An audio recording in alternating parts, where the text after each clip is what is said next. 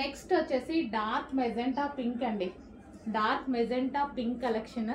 Wow, pink చాలా బాగుంది. బయట ఏదో కొంచెం డల్గా పడుతున్నట్టు అనిపిస్తుంది. మెజెంటా పింకే, వేరే కలర్ ఏది కాదు. డార్క్ మెజెంటా పింక్ ఫుల్ వర్క్లో ఈ విధంగా అయితే వచ్చేసింది.